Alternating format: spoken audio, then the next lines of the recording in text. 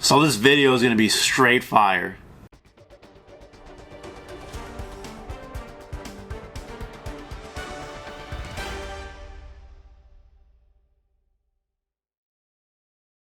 Hope you guys had a great Digimon Super Pre-Sale. Hope you having a wonderful weekend. Our Super Pre-Sale went well. Everyone got some cards, everyone's having a good time, and we had enough time and enough people wanted to play locals right afterwards. So we went ahead and we had our first Digimon Locals here, and I won it. I played, it was fun, it was free, we had a great time playing Digimon today. Now, I didn't go undefeated with some expensive deck like Omnimon or Beelzemon, Millenniumon, nothing like that, No, we won with 2 structure decks, $30 Gaia Red. We matched 2 of these together, and we took a first place going undefeated. And I can't be more thrilled. I'm excited to say that you can buy 2 red structure decks and have a shot at, winning locals, topping locals, and doing well. While you guys are on a budget, it's definitely a great option to consider. Some of the highlights were 2-0ing complete yellow decks, 2 of them, Seraphimons and all that. Just 2 complete yellow decks. Crushed them. 2-0.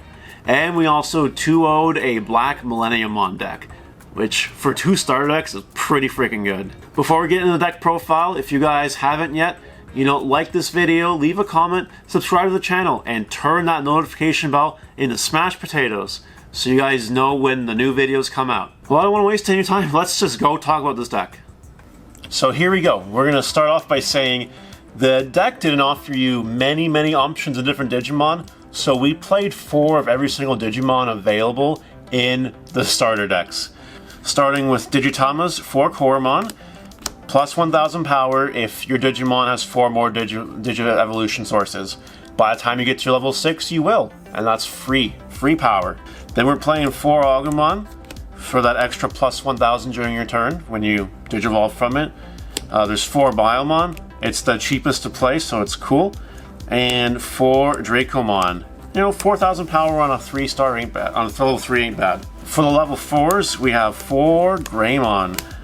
It's the, get an extra security on anything Digivolve on top of it. Freaking amazing. Then we have 4 Birdramon.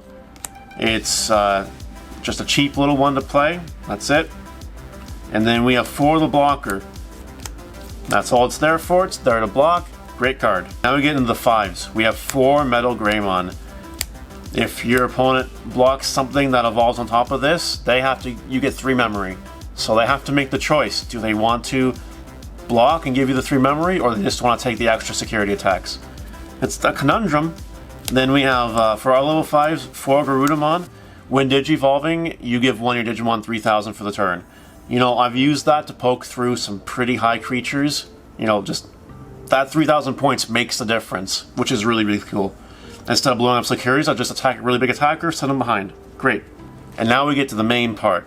4 of the Wargreymon.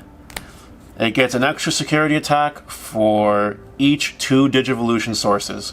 So if you go all the way from your Digitama to this, 2 extra securities. And that's really cool. The other one we play is Phoenixmon.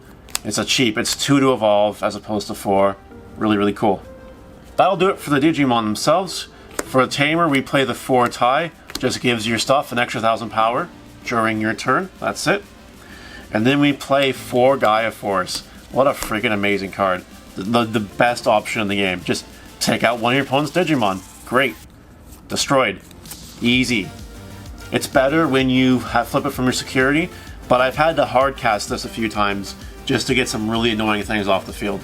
And it worked, and it's fine. The final 2 cards are 2 Shadow Wing. So, if you activate it from your hand, it's 1 cost to give you an extra 3000 power for the turn on one of your Digimon, which makes a difference sometimes, just like Garudamon. But it's security effect. All your Digimon gets security attack +1 for like the next turn, till the end of the next turn. And that's really good. I never actually resolved the security effect, but in theory you can do some pretty obnoxious things. So in terms of combos, this deck is pretty straightforward. It's all about, building your tower and attacking with it. That's really all it is. It's the least interactive of the 3 structure decks.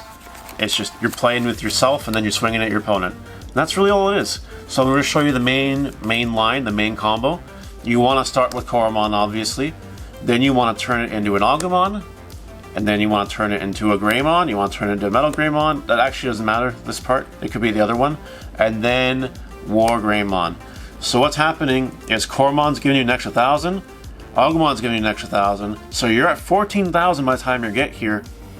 This gives you an extra security. And then his ability, when he attacks, gives you 2 extra security. So he's taking out 4 securities. And then if your opponent blocks, they give you 3 memory.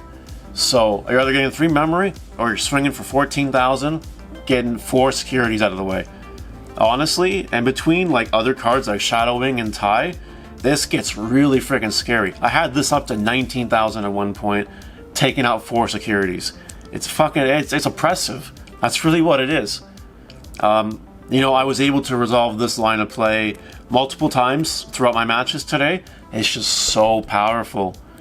Even when I'm not, even if you can kind of get odd pieces here and there, it's still good. Every little bit counts. And that'll do it for the deck profile. Short and sweet, just like a red aggro deck, just like what this is. Thank you guys for watching. Again, don't forget to like, comment, subscribe, smash the notification bell to those smashed potatoes, and we'll see you in the next video. Take care, everyone.